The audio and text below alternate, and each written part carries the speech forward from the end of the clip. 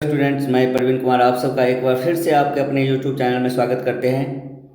कल आप लोगों का साइंस का पेपर होने जा रहा है, तो इसी चीज़ को देखते हुए कुछ क्वेश्चंस को आज रिवीजन करने की कोशिश करते हैं। तो चलिए, पहला क्वेश्चन है, समतल दर्पण द्वारा बना प्रतिबिंब सदा कैसा होता है? तो आपका राइट आंसर हो जाएगा आपका आभासी और सीधा। नेक्स्ट क्वेश्चन है, प्रकाश की किरणें गमन करती है, तो कैसे गमन करती है? तो इसका राइट आंसर हो जाएगा आपका सीधी रेखा में। नेक्स्ट क्वेश्चन है, गोलीय दर्पण की वक्रता त्रिज्या 40 सेंटीमीटर हो तो उसकी फोकस दूरी होगी, तो इसका राइट आंसर हो जाएगा 20 सेंटीमीटर। अगला क्वेश्चन है, मानव नेत्र में किस प्रकार का लेंस पाया जाता है? तो ये पाया जाता है आपका उत्तल लेंस। नेक्स्ट क्वेश्चन है, दूरदृष्टि वाली आंखें साफ साफ देख सकती हैं, तो क्या देख सकती है? तो ये निकट की वस्तुओं को देख सकती है साफ साफ।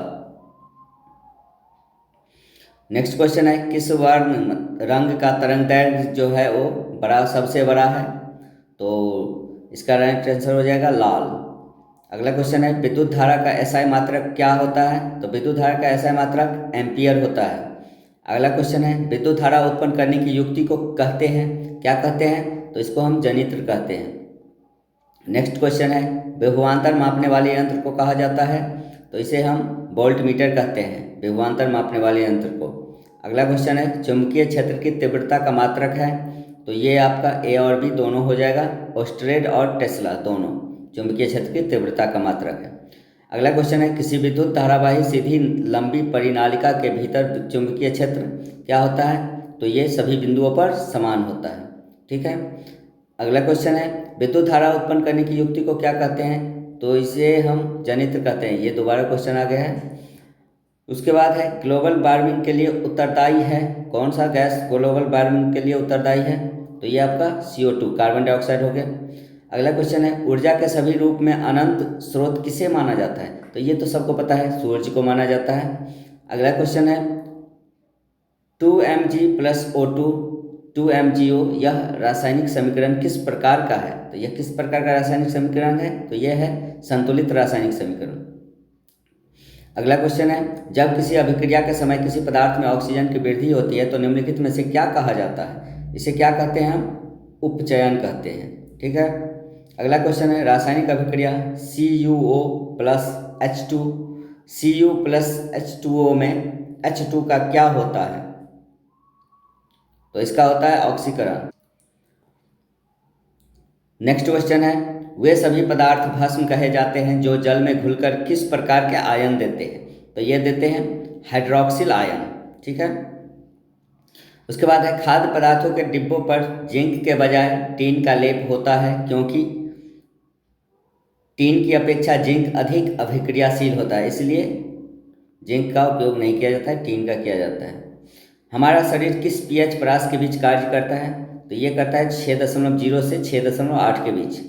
उसके बाद है, कौन सा अधातु कमरे के तापमान पर तरल अवस्था में पाया जाता है? यहाँ पे धातु नहीं दिया हुआ है, अधातु दिया हुआ है, तो ये हो जाएगा आपका ब्रोमीन।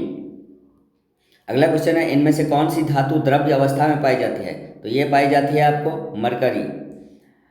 लोहे को संक्षारित होने से बचाने के लिए उसकी सतह पर किसका लेप चढ़ाना लाभकारी है? तो ये यसद लेपन द्वारा इसका राइट आंसर हो जाएगा। 24 नंबर क्वेश्चन है, नाइट्रोजन अणु में कितने सहसंयोजक बंधन होते हैं? 1 2 3 4, तो ये इसका राइट आंसर हो जाएगा 3, ऑप्शन नंबर डी। उसके बाद है, प्रकाश के परावर्तन के कितने नियम हैं? तो ये 2 है। अगला क्वेश्चन है, कार्बन और हाइड्रोजन से बने यौगिक को क्या कहते हैं? तो ये कहते हैं हाइड्रोकार्बन। अगला क्वेश्चन है, अक्रिय तत्व कौन है? तो ये है आपका हीलियम। नेक्स्ट क्वेश्चन है, ग्लूकोज के एक अणु में ऑक्सीजन के कितने परमाणु होते हैं? तो ये होते हैं 6 परमाणु। उसके बाद है, अगला क्वेश्चन है, निम्न में कौन सी बीमारी श्वसन तंत्र से संबंधित है? तो ये बी एवं सी दोनों, टीबी और निमोनिया जो है वो श्वसन तंत्र से संबंधित है, फेफड़े से। उसके बाद है, मानव हृदय का औसत प्रकुंचन दाब है, तो 120 mmHg। उसके बाद है, मस्तिष्क का कौन सा भाग शरीर की स्थिति तथा संतुलन का अनुरक्षण करता है? तो इनमें से मस्तिष्क का सभी भाग जो है ना वो शरीर का संतुलन और अनुरक्षण करता है। ठीक है।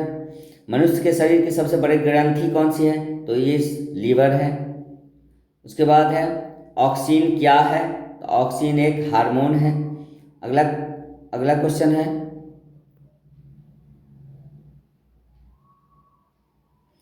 पुष्प में परागकण कहाँ बनते हैं? तो ये बनते हैं आपको पुंकेसर में। नेक्स्ट क्वेश्चन है, अंडाणु निषेचित होता है कहाँ पे? तो फैलोपियन नलिका से। अगला क्वेश्चन है, वंशागत नियमों का प्रतिपादन किसने किया? तो ये किया था ग्रेगर जॉन मेंडल ने। उसके बाद है, कीटों के पंख और चमगादड़ के पंख किस तरह के अंग है? तो ये समवृत्ति अंग है। नेक्स्ट क्वेश्चन है, निम्नांकित में से कौन जैव अनिम्नीकरणीय पदार्थ है? तो ये हो जाएगा आपका डीडीटी। उसके बाद है 39 नंबर में, निम्नलिखित में कौन एक भूमिगत जल का उदाहरण है? तो ये कुआं हो जाएगा इसका आंसर। अगला क्वेश्चन है, निम्नलिखित में कौन प्राकृतिक संसाधन नहीं है? नहीं है बोल रहा है, तो ये आपका हो जाएगा जीवधारी। तो ये कुल 40 क्वेश्चंस है जो कि साइंस चैप्टर से है, और आप लोगों का एग्ज़ाम में आने की संभावना है। तो इसे एक बार आप लोग एग्ज़ाम जाने से पहले देख लीजिए, और उसके बाद एग्ज़ाम आप लोग जाइए। तो चलिए मिलते हैं फिर किसी अगले वीडियो में। तब तक के लिए खुश रहिए, मस्त रहिए और पढ़ते रहिए।